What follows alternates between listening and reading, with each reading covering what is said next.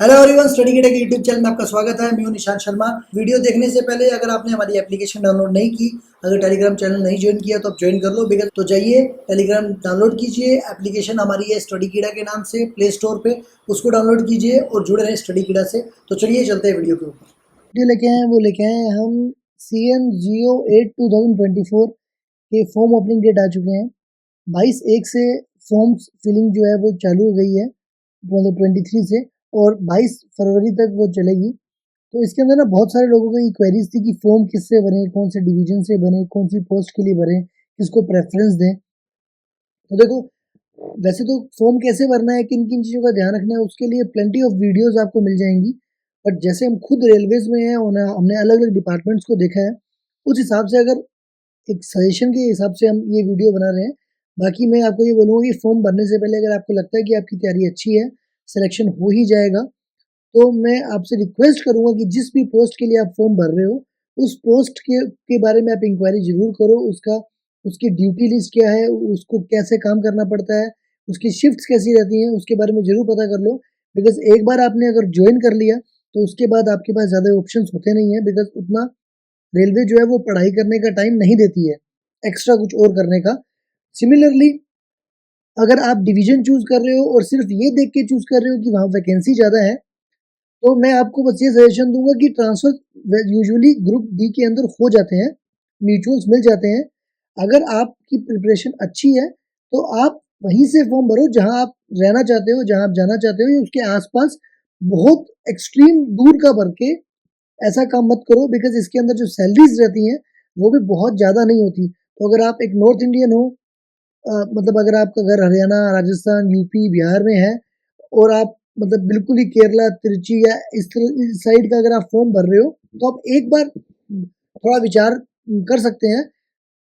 जितनी मेहनत आप बाद में ट्रैवलिंग में करोगे, उतनी मेहनत अगर आप आज कर लो, शायद तक प्रिपरेशन कर लो अपनी अच्छे से, बचे हुए 1-2-3 महीने, तो आपका एग्जाम में सिलेक्शन हो जाएगा। बाकी वो it's all up to you, आपको फॉर्म कहाँ से भरना है, किस डिवीजन से भरना है, किस पोस्ट से भरना है। बट मैं फिर भी कौन कौन सी पोस्ट में क्या काम रहता है, मैं उसके बारे में आपको एक ब्रीफ नॉलेज दे दूंगा। बाकी ये तो पता लगी कि आप लोगों को फॉर्म फिलिंग शुरू हो गई है। बाकी टोटल वैकेंसीज आई है जो वो 32,438 है। तो वैकेंसीज कम नहीं है। इनिशियल पे 18,000 होता है, मतलब जो बेसिक पे होता है वो 18,000 होता है। डीए जो है इस टाइम पे आई थिंक 53% चल रहा है, तो 18,000 प्लस इसका 53% और ऐड कर दो, अराउंड 9-10,000 और ऐड कर दो, प्लस 10%, 20% और 30% जो आपकी लोकेशन रहेगी, उस हिसाब से आपको HRA मिलता है। तो यूजुअली इस पोस्ट के अंदर 10 और 20% ही रहता होता है, तो इसमें 10-20% और आपकी सैलरी में और ऐड कर दो। एक ट्रांसपोर्टेशन अलाउंस मिलता है 3-4 हज़ार रुपए का, वो आपको इसमें ऐड, आप इसमें और ऐड कर सकते हो। तो ऐसे करके आपको सब अलाउंस मिलते हैं। तो जो सैलरी होती है वो ऑल अराउंड अगर आप बोलो तो 30,000 तक आप बोल सकते हो, आपको इन हैंड मिल जाएगा। थोड़ी कम रहती है, बाकी तब जब तक ये एग्जाम क्लियर होगा, तब तक हो सकता है 8th पे कमीशन भी लग जाए, तो हो सकता है इसमें हाइक आ जाए अच्छी खासी। तो वो तो आगे जो भी रहेगा आपको बता ही देंगे हम। बाकी रजिस्ट्रेशन क्या करना है ये आपको स्टेप बाय स्टेप पता लग जाएगा, इसमें कोई इतना कुछ बड़ी चीज़ नहीं है, ठीक है।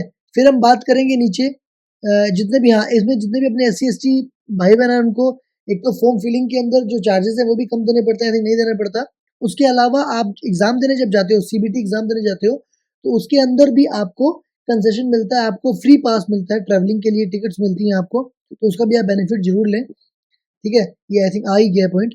फ्री ट्रेन ट्रैवल फैसिलिटी, तो देखो, free sleeper class railway pass is admissible to SC ST candidates, ठीक है, उसको पूरा पढ़ लेना आप। तो वो आपको जब आपकी फॉर्म आता है, जब आपके एडमिट कार्ड आएंगे, तो उसके साथ आपका LTC जो होता है, leave travel authority, leave travel authority जो होती है, वो आपको मिलेगी, ठीक है। उसके बाद आप उसको जाके जहाँ आपको बुकिंग करानी होती है उसके पास ले जाओ, और वहाँ आपको वो टिकट्स बना के दे देंगे। इंडिया का एक एप्लीकेशन भी है, आप प्ले स्टोर पे जाके डाउनलोड कर सकते हो।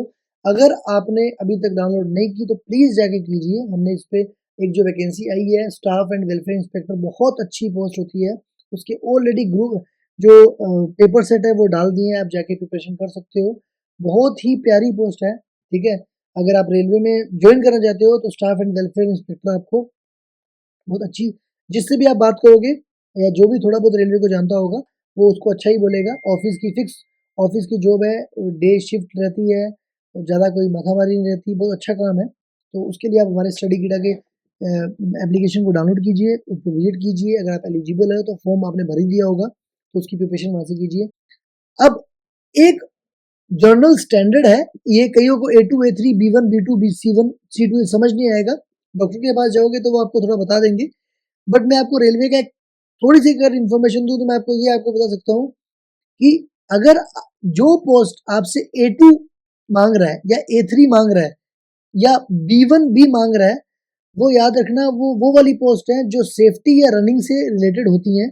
ऐसी पोस्ट यूजुअली थोड़ी टफ होती हैं। इनका वर्किंग स्टाइल जो होता है वो थोड़ा सा टिपिकल होता है।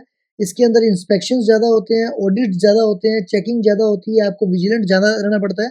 मतलब आप आराम से ड्यूटी कर लो, मतलब घर पे नींद पूरी नहीं हुई और जाके वहां पर चल जाएगा आज, ऐसा नहीं होता।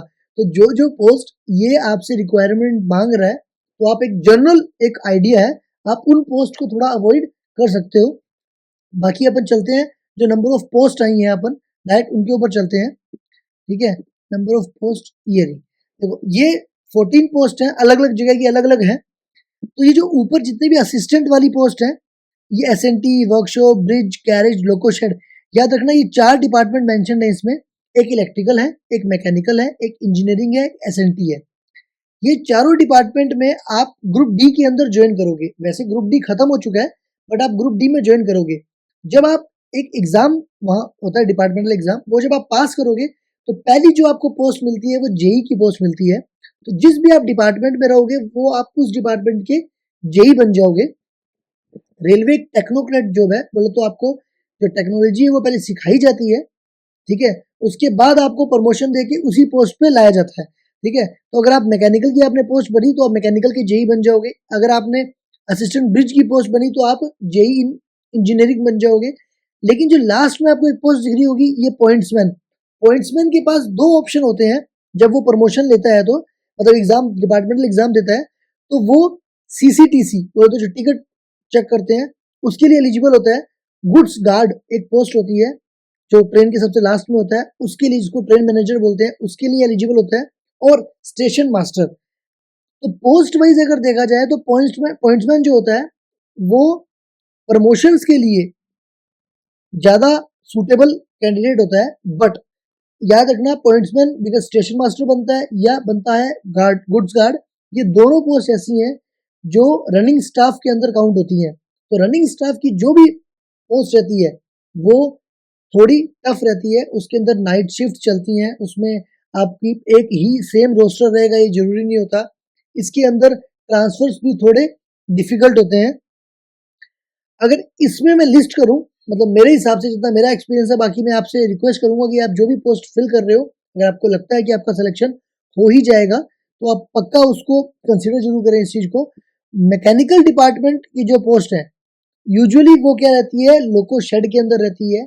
शेड जो होता है वो एक डिवीजन का फिक्स जगहों पे होता है, एक या दो जगहों पे ही होता है। तो आपकी जो पोस्ट होगी, जो आपकी जॉब होगी, वो स्टेबिलिटी होती है, उसके अंदर आपके मूवमेंट ज्यादा नहीं होते। और जबकि जो पॉइंट्समैन की पोस्ट होती है या TRD की जो पोस्ट होती है, ये पोस्ट जो होती है वो रनिंग स्टाफ के अंदर होती है। इसके अंदर आपकी कहीं भी पोस्टिंग हो सकती है, मेनली पॉइंट्समैन की ज्यादा होती है।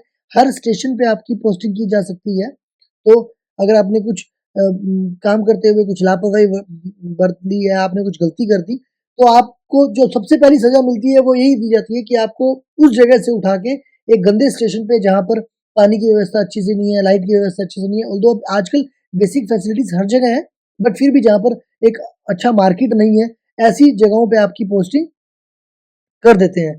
तो जब भी आप फॉर्म भरो तो इस चीज को जरूर ध्यान रखना।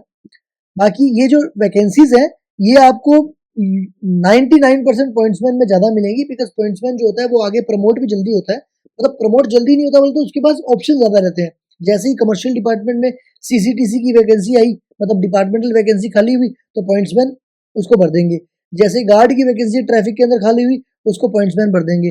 जैसे स्टेशन मास्टर की वैकेंसी खाली हुई, उसको पॉइंट्समैन भर देंगे।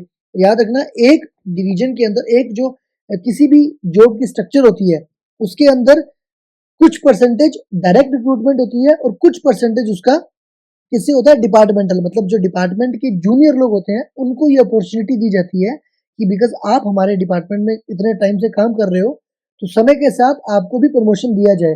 तो कुछ पोस्ट जो होती है वो उन लोगों के लिए वैकेंट छोड़ दी जाती है। तो अगर आप ज्वाइन करोगे ग्रुप डी में, आपने काम सीखा, मैं बार बार ग्रुप डी बोल रहा हूँ, याद रखना रेलवे ने ग्रुप डी नाम की चीज खत्म कर दी है।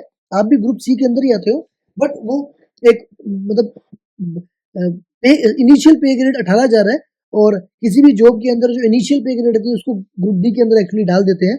तो मैं please don't take it in a derogatory way. तो अच्छी जॉब है रेलवेज की, बट अगर आप अपने घर के आसपास हो, मेरी ये आपसे मतलब सजेशन रहेगा, बाकी वो आपके ऊपर है, तो थोड़ा अच्छा रहता है बिकॉज सैलरी स्टार्टिंग में इतनी ज़्यादा नहीं रहती, तो आना जाना सब चीज़ मैनेज करना थोड़ा मुश्किल हो जाता है। तो अगर आप शादीशुदा हो या होने वाली है तो मैं आपको ये प्रेफर करूँगा, आप जितना टाइम कहाँ से फॉर्म भरें या इनमें लगा रहे हो उससे अच्छा आप अपनी मेहनत पे लगाओ, आपका 100% सिलेक्शन हो जाएगा बिकॉज वैकेंसीज काफ़ी अच्छी हैं, कम नहीं है वैकेंसीज, 32,000 वैकेंसीज बहुत होती हैं। तो ये वेस्टर्न रेलवे की है। सिमिलरली अगर आप देखोगे तो ये आ गया, किसका आ गया, ये आ गया अपना NWR जयपुर की। तो आप देख लो ट्रैकमैन, हाँ एक मैं बोलना भूल गया, ये जो ट्रैकमैन की पोस्ट जो है ये थोड़ी सी टफ होती है, थोड़ी नहीं बहुत टफ होती है। इसके अंदर अगर आप वेस्टर्न रेलवे के अंदर हो, सेंट्रल रेलवे के अंदर हो, तो एक अच्छी चीज़ ये होती है कि वहाँ पर वेदर थोड़ा सूदिंग रहता है, बरसात बरसात होती रहती है हल्की फुल्की, ठंडा मौसम रहता है। लेकिन NWR जयपुर, बीकानेर, जोधपुर, अजमेर, ये जितने डिवीजन्स हैं, या आप NR में चल जाओगे, दिल्ली हो गया, आगरा हो गया, ये एकदम गर्म डिवीजन है। और उसके अंदर काम भी आपको, आपका पूरा काम जो होता है वो जुड़ा होता है रेल से। फुट प्लेट्स रहती हैं, फुट प्लेट बोल रहा हूँ मैं, आपका पेट्रोलिंग रहती है आपकी, ठीक है। उसके अलावा आपको रेल में कोई फ्रैक्चर हो गया तो आपको किसी भी टाइम, रात को, दिन में, कभी भी बुलाया जा सकता है। तो ट्रैकमैन की जो पोस्ट होती है वो काफ़ी टफ पोस्ट होती है, प्रमोशंस भी थोड़े स्लो होते हैं, ठीक है। तो इसको भी भरने से आप, मतलब मैं ये नहीं बोलता कि आप बचें, अगर आप जॉब नहीं लग रही है आपकी तो आप, एक अच्छा ऑप्शन है, आप सरकारी तो हो जाओगे। बट अगर आपकी प्रोफेशन में वापस से बोल रहा हूँ, अगर आपकी प्रोफेशन अच्छी है तो आप इसको थोड़ा अवॉइड कर सकते हो, आप इसको थोड़ा मतलब बाद में डाल सकते हो, बाद के नंबर में डाल सकते हो, ठीक है। सिमिलरली अगर अपन आगे चेक करेंगे तो ये ट्रैकमैन और पॉइंट्समैन, इनकी वैकेंसी आपको हमेशा ज़्यादा ही मिलेंगी, ठीक है। फिर अगर आप नीचे होगे, ये देखो सिर्फ ट्रैकमैन की इतनी ज़्यादा वैकेंसी है, पॉइंट्समैन की इतनी ज़्यादा है, ये हमेशा ही आपको मिलेगा बिकॉज वही है। ट्रैकमैन की ज़्यादा क्यों होती है, बिकॉज वो गैंग होती है, उनकी गैंग बनी होती है 15 लोगों की, 18 लोगों की, और वो हर हर दो, एक या दो, तीन स्टेशन के बाद में वो डिप्लॉय किए होते हैं कि जब भी ट्रैक पे कुछ काम करना होता है, उसकी गिट्टी बोल तो कंक्रीट चेंज करनी है, नई लाइन बिछानी है, तो अगर वेल्डिंग करनी है, पॉइंट चेंज करना है, बहुत सारे काम होते हैं। वो सारे काम कौन करता है, ट्रैक मेंटेनर ही करता है, ठीक है। तो बहुत रिस्पॉन्सिबल जॉब है, इसलिए उसके अंदर थोड़ा सा टेंशन भी ज़्यादा रहती है। सेम इसी ओर में जाओगे तो उसमें भी है, तो इसमें सबसे अच्छा डिपार्टमेंट जो वो है, वो मैं आपको बोलूँ तो वो, एक तो ट्रैक मशीन वाला जो है, इसके अंदर ट्रैवल बहुत करना पड़ता है। जहाँ ट्रैक मशीन रहेगी वहाँ पर आपको जाना रहेगा। ट्रैक मशीन हर जगह एक बार एक ही जगह पे काम करे ऐसा नहीं होता, और उसी के अंदर उनका रहना खाना सब होता है, तो उसके अंदर मूवमेंट ज़्यादा रहती है। सिमिलरली इलेक्ट्रिकल में जो लोको शेड रहते हैं, लोको शेड की जो भी जॉब रहती है वो थोड़ी सी सूदी रहती है, एक फिक्स जगह मिल जाती है। तो आई थिंक वीडियो बहुत लंबी होगी, हम इसको अभी यहाँ विराम देते हैं। और स्टडी टिल देन जुड़े रहें स्टडी कीड़ा से, और कुछ भी डाउट होता है आपका तो आप कमेंट सेक्शन में जरूर डालें। धन्यवाद।